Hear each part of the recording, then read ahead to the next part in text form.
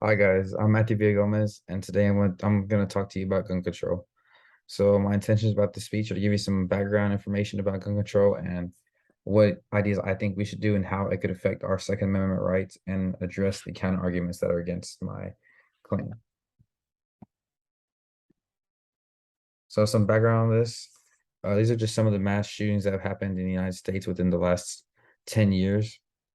The Las Vegas shooting was a man who had no training in the military, no known gun training, got his hands on semi-automatic and automatic rifles, and he essentially camped out in a hotel room about a quarter mile from a music festival in Las Vegas and just started shooting down. And he killed 58 people and injured nearly 500, which is insane to me, especially knowing that this man had no training. He was unskilled. So imagine what a skilled marksman could do. And that's because he had thousands of rounds of ammunition left. If someone hadn't stopped him when they did, there would have been countless more injuries and deaths.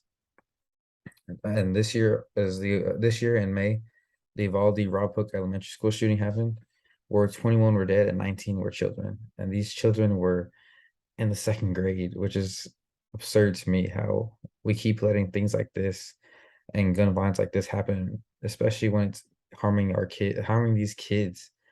Imagine being a parent and getting that phone call that your child won't be coming home from school today. And that's supposed to be somewhere where they're supposed to be safe. And they're not even of, they're 10, 9 years old. They're so young that they haven't even begun to live life.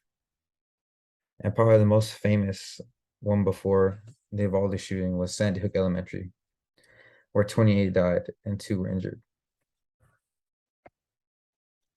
So how does this affect our Second Amendment right?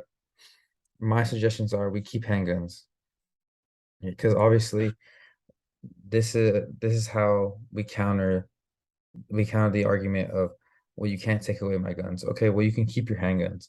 If we limit these shooters to handguns, there's not much, the damage they do can is drastically changed. They don't have access to these automatic weapons and these automatic guns that can kill hundreds. These handguns limit them to a couple people, and even though it sounds bad, it's a step in the right direction because we'll never be able to get rid of all guns. That's just unfeasible. It's unreasonable.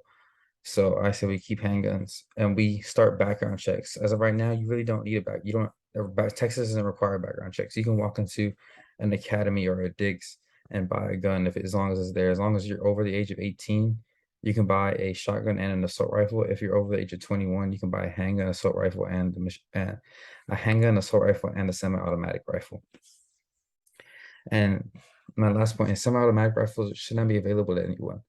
They shouldn't be available to anybody in general, in my opinion, other than the military and police.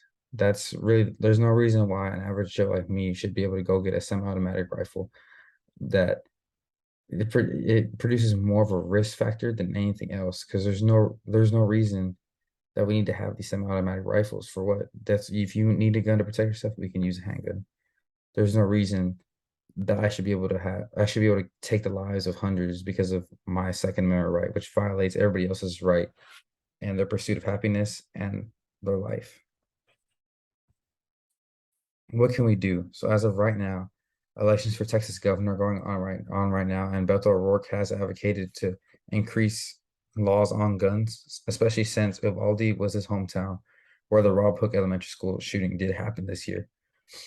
Other things we can do if you're not registered to vote in Texas or if you're not over the age of 18, you can spread awareness. We all have Instagrams, we all have social media platforms. We can easily repost these flyers and spread awareness to people who perhaps don't know or don't aren't educated in topics like this.